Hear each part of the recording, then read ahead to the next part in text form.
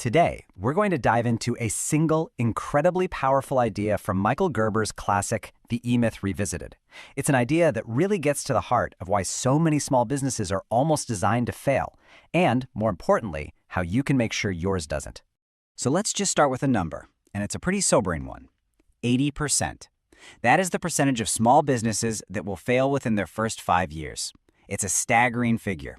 And according to Gerber, it all comes down to one fundamental, and I mean fundamental, misunderstanding about what a business actually is. This is a quote from a story in the book. It's from a woman named Sarah who started her own pie shop. And she loved baking pies. I mean, it was her passion. But pretty soon, that dream job turned into a nightmare. She was trapped by endless work, mounting debt, and just this crushing frustration. The very business she created to set herself free had become her prison. And this, right here, is why. This is the E-Myth in a nutshell.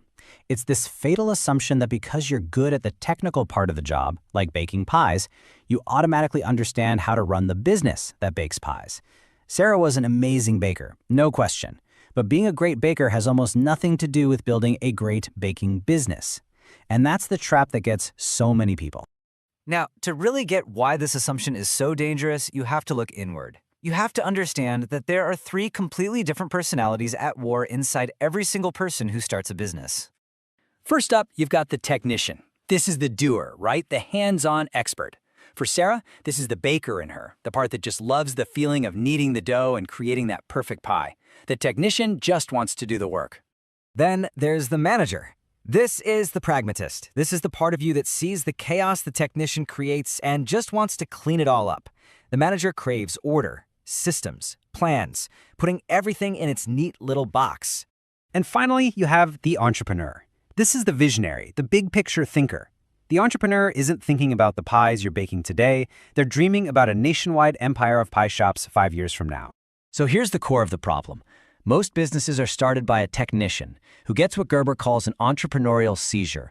The technician grabs the steering wheel of the car, absolutely convinced they know how to drive.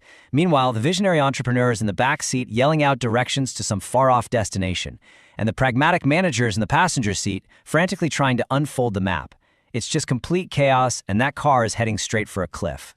So, how do you stop the car from going over the edge? How do you get these 3 personalities to actually work together? Well, the solution Gerber offers is simple, but it is profound. You have to make a huge mental shift. You have to stop thinking of yourself as a worker in your business. And this is where most business owners live, right? On a hamster wheel. They are working in the business. They're doing the technical stuff. They're putting out fires. They're just trying to survive the day. They haven't really built a business. They've just created a job for themselves, and usually it's the worst boss they've ever had. But, and this is the whole game, right here, working in your business is not and will never be the same thing as working on your business. Working on your business means you step back. You get off the hamster wheel. You become the architect.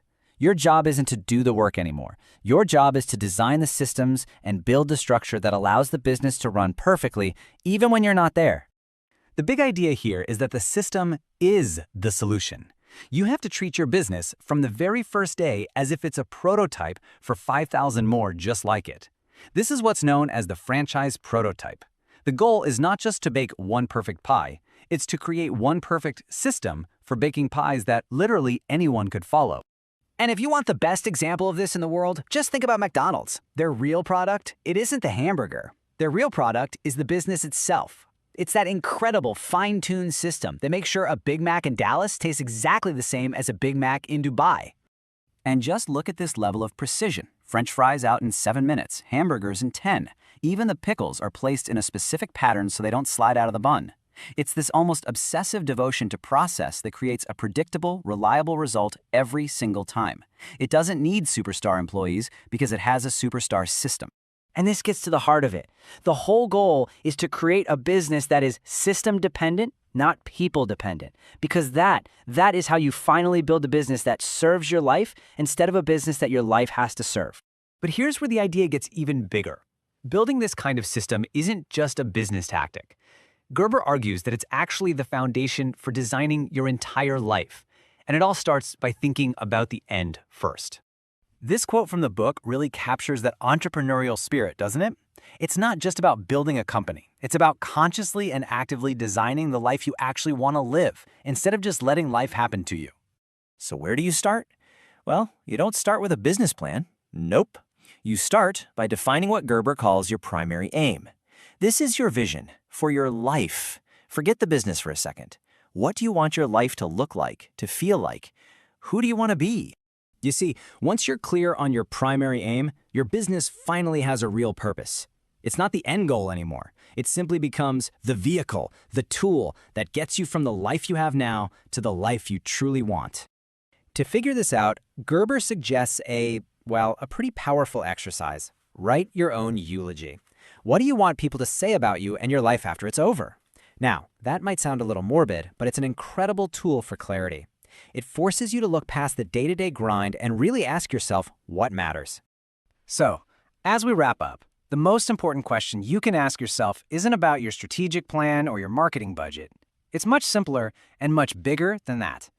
How would you like your life to be? Because the purpose of your business isn't to own you. The true purpose of your business is to serve that answer. And that is where the real work begins.